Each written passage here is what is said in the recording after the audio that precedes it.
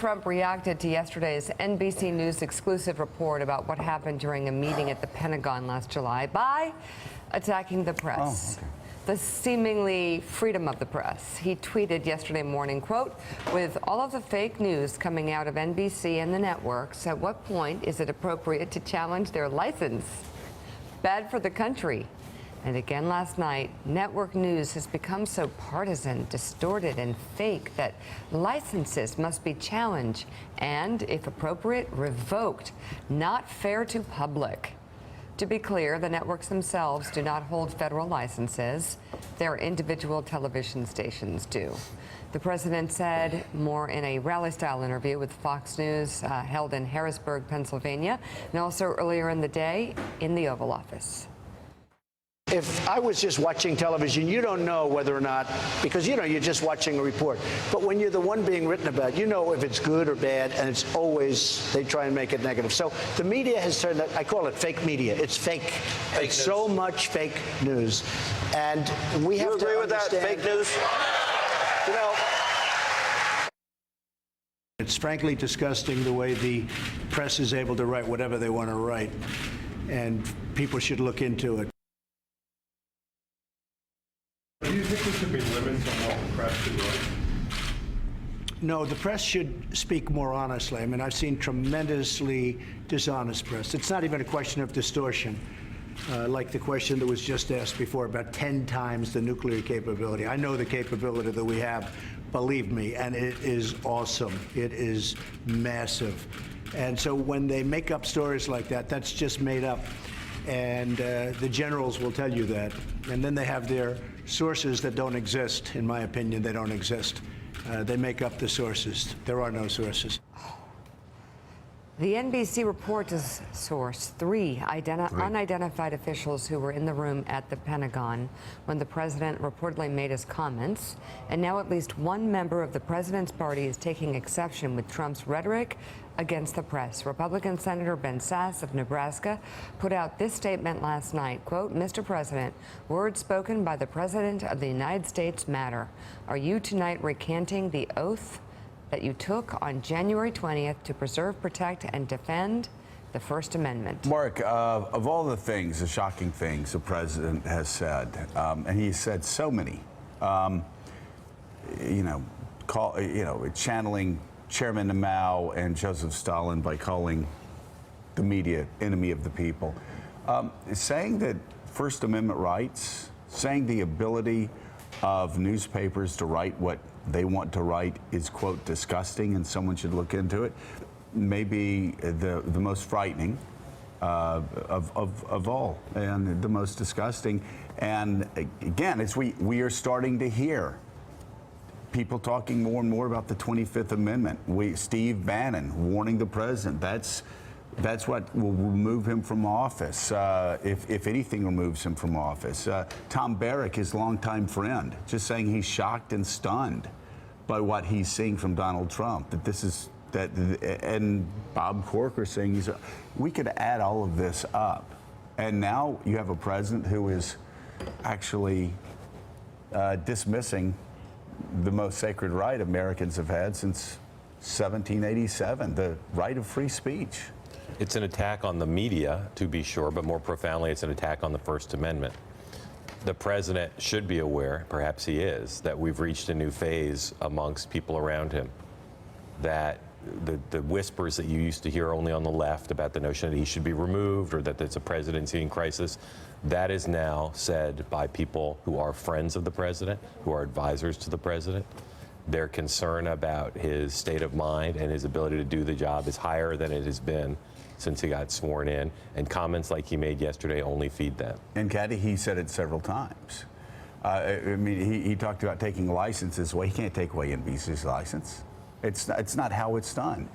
But then saying that it was disgusting that newspapers could write what they wanted to write ignores the fact that, again, since 1787, the Supreme Court has recognized that political speech is the most protected, the most valuable, the most unassailable speech that Americans have. There is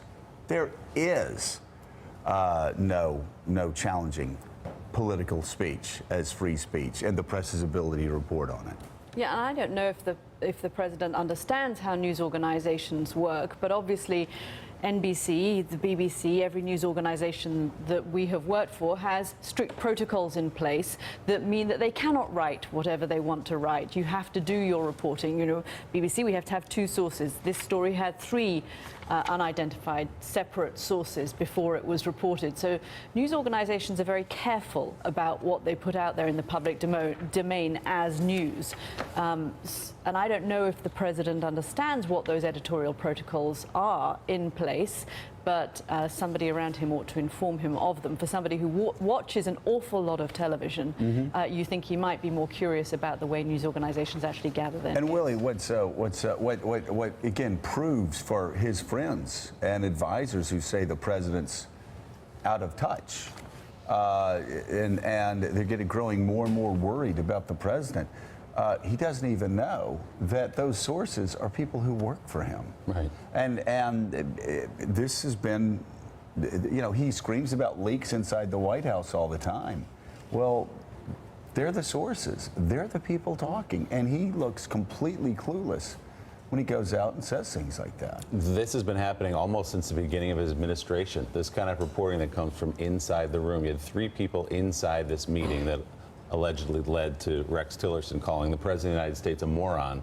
But it's because they're concerned. I mean, you could go, this is authoritarianism 101. You delegitimize the press, you delegitimize your opponents, and then you try to destroy them. Luckily, in the United States, we have a constitution that stands in the way of the president doing that. But he's saying to people who support him and to the American people, don't believe your eyes and your ears when it comes to things that criticize me. Don't believe what you're saying. Fake news, fake news, fake news.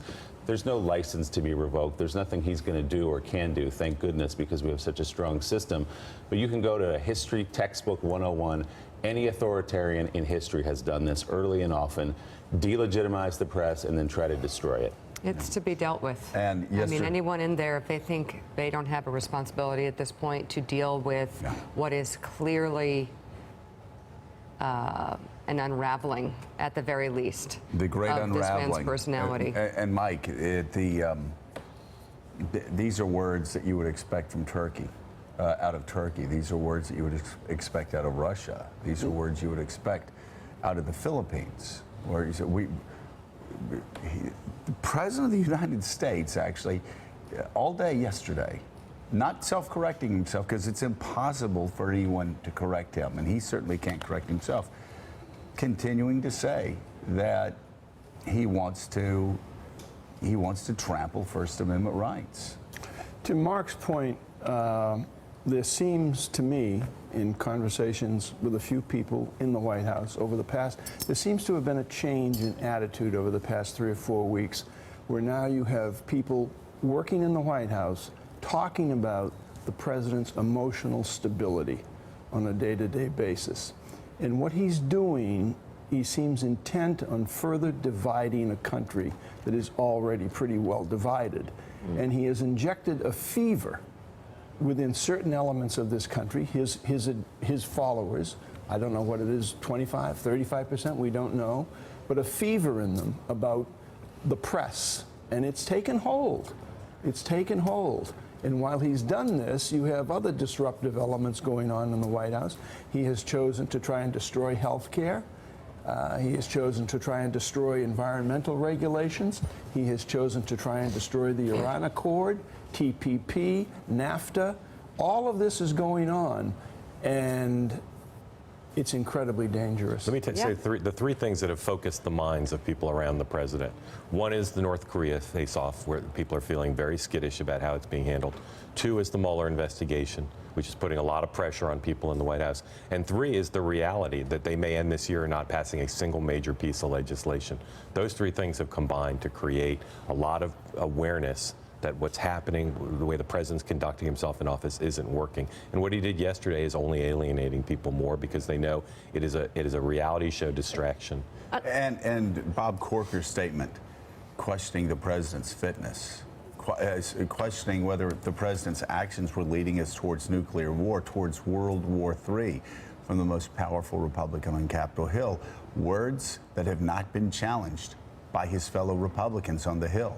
No, and you know, obviously from somebody that he needs if he's going to do any of the things that Mark says the White House is so worried that he's not doing. I mean, I did wonder about the press thing, whether this is Trump's deliberate attempt to get us all talking about the press, and you put out that shiny object, which he feels for him has worked, of, you know, chuck out fake news. It's red meat to his base, and you know, the more we make this a story, the more we talk about it, the more are we actually enabling his ability to froth about something that, whilst real things are going on, NAFTA is about to fall apart, we may be about to pull out of the Iran nuclear deal, major cuts have been made in environmental protections this week, and women's health rights have been rolled back. But throw out fake news, we will all talk about it, and I think, you know, we have to be careful about the way we approach this story. But it's more than fake news. It's a challenge to the First Amendment, as Mark said. It's wrapped up as a challenge to the First Amendment, but it's not going to happen, right? So we hope not, yeah. I mean, but I want to go back to what Senator Sass said. That's a Republican from Nebraska stepping forward and saying something that should be easy and obvious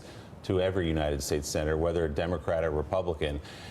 I think what he's saying is we can't accept this as normal. We can't accept and roll our eyes at things the president says and says, oh, there he goes again. You have to step forward and remind people, remind the American public that this is not acceptable, that this is not normal. And I'll be interested to see if other senators, Democrats and Republicans alike, come forward and challenge what the president said yesterday. People, Mika, need to stop. Senators need to stop. They need to listen, and they need to understand that the President of the United States said that he was going to look into undermining and actually destroying the most sacred right, constitutional right that Americans have had, again, since 1787. And the fact that he's talking that way, in a way no other president has ever spoken in American history, showing complete ignorance of the Constitution, the law, 240 years of precedent, shows again that he's disconnected, not fit. And I think we're at the point where the conversation has easily changed. not fit. I know, but I think the conversation has changed where there are people beginning to show that even those close to him perhaps might feel that way as well. Well, we have a report on that coming up. Yeah, we'll talk about that. Thanks for checking out MSNBC on YouTube, and make sure you subscribe to stay up to date on the day's biggest stories. And you can click on any of the videos around us to watch more from Morning Joe and MSNBC. Thanks so much for watching.